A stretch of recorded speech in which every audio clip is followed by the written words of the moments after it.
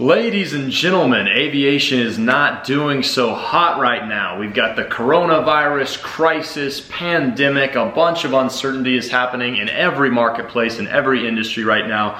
And I wanted to talk to you guys about what is going on in aviation, the coronavirus's impact, how it's affecting pilots, hiring, furloughs. There's all kinds of crazy talk, and I'm sure it'll change day by day after this video comes out. Today is March 18th, day after St. Patty's. Most states have some kind of lockdowns or reduced businesses open, restaurants are closed, gyms are closed. Everybody's recommending that you stay inside, avoid groups of 10 or more according to the president, 50 or more according to the CDC. So it's an absolutely wild time. And as a pilot myself, flying for an international private jet flight department, there's a lot of scare. Personally, with my company, I posted a video yesterday about evacuating Egypt and leaving to get home before Egypt locked down its borders and there was a ban on EU travel with the United States. So there's a lot of uncertainty. I'm not exactly sure if I still have my job yet or what's happening. We're trying to take things day by day and figure out what's going to happen. But let's talk about the industry. So to start off with, from the bottom, flight training. What's going on with flight training now? AOPA posted an article on the 12th, 6 days ago, talking about coronavirus's impact on flight training. There's a lot of big schools like Embry-Riddle mentioned in this article. I also have some stuff from ATP and their take on all this. And it seems like, for the most part, university flight school programs are trying to stay operating at the highest capacity they can. ATP has put out a notice to all their students and instructors saying that they're trying to disinfect airplanes, recommend that people stay out of the training centers, but they're still going as full speed as they can. They've also announced that they will provide leave, unpaid leave to instructors, or if you want leave as a student, you can take it without any repercussions, but they're still operating at their capacity. AeroGuard here in Phoenix, a big flight training school that does Asian Airlines, is still operating at capacity, although they are not hiring. Lufthansa Flight School in Arizona announced that it was closing and ceasing training. So there's a lot of uncertainty in the flight training market. It says here in this AOPA article that Embry-Riddle has stopped all classes and moved classes online. However, aviation training is continued. They stepped up their efforts to disinfect cockpits and offered graduating students a chance to walk across the graduation stage, whatever. But yeah, it'll be very interesting to see how this takes a grip on flight training. I think people are still going to try and operate and train as much as possible. But yeah, if you're a student right now, a lot of you are probably wondering, oh my goodness, did I make a terrible choice of getting into the industry right now? What is going to happen to me? Am I even going to have a job at the airlines? And those are all valid questions. But what I would recommend to you is just that everything is cyclical. Every industry is potentially or will hurt right now. There's a lot of uncertainty. I'll say it again, uncertainty. I feel like I've used that word 100 times already in this video, but everything is cyclical.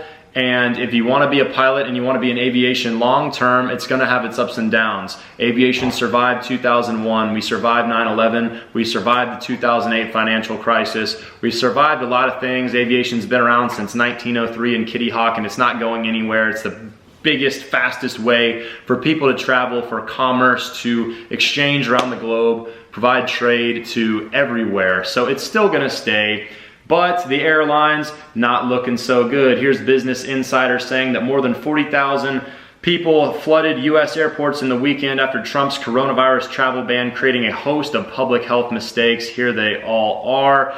And yeah, basically, I evacuated Egypt to get home before the US-EU travel ban, which originally was only on 26 or 28 countries in continental European Union.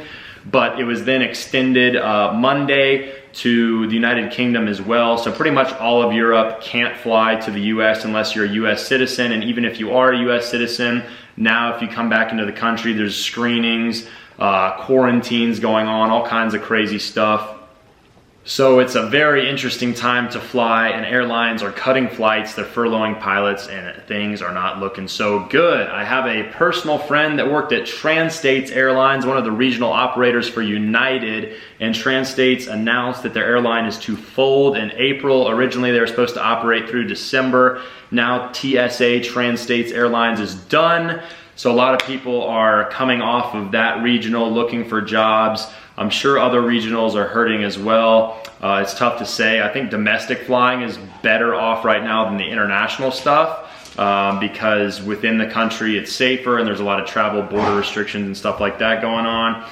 Into the majors, Delta is parking half of its fleet, slashing executive pay, and sending 10,000 employees on unpaid leave as coronavirus brings the airline industry to its knees.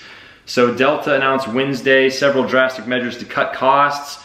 10,000 employees are taking voluntary unpaid leaves. The CEO and the board have cut their own salaries to zero, and they're parking half of its fleet in an effort to reduce costs. So this is crazy. A couple months ago, no one would have ever expected this from a major airline like Delta. United also intensifying already deep flight cuts. They're grounding 60% of their fleet. More than 40% of the April flight cuts happening on flights across the US and Canada. This is according to USA Today. With cuts announced late Tuesday, United will operate just 45 daily long-haul international flights in April. JetBlue, Allegiant, Spirit also cutting flights, 40% down in April, substantial cuts in June and July. So the industry is going crazy. Hiring has halted at a lot of airlines, a lot of providers. So it'll be very, very interesting to see over the next coming months and the rest of 2020 what the industry holds.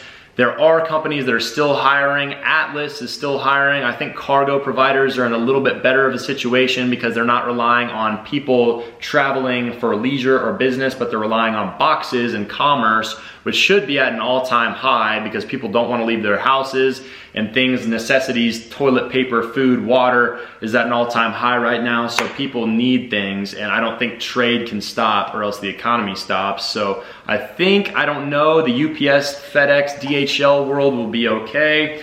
Atlas, I know, is hiring according to a Facebook post. There are still some corporate companies hiring according to Facebook posts, but I already have friends that have been laid off from private jet jobs from owners that don't know how they're gonna combat this whole thing. So it'll be very interesting. For everyone that's watching, I wish you the best. I hope if you're a student, you can grind through this time and look at this in a positive way and understand that the market fluctuates. And for those of us that wanna be in this for the long haul, we just gotta grind it out and do our best and try and separate ourselves from the pack, because hiring is gonna get tighter. And we'll see how the market reacts. We'll see how this virus thing goes away, and maybe it'll bounce back hard and we'll be on this uptrend like we were from 2016 through 2019, or really since 2008 through 2019, early 2020. So, well, I hope for the best. We'll see what happens. All we can do is gauge how we react to it and what we do. There's a lot we can't control, but we cannot control what we can't control. So we can control only what we do and how we react. So let's react in the best way possible, put ourselves out there, make the most of it, and do what we can, sort of our full potential. Thank you guys for watching. I'll see you in the next video. Stay safe. Peace.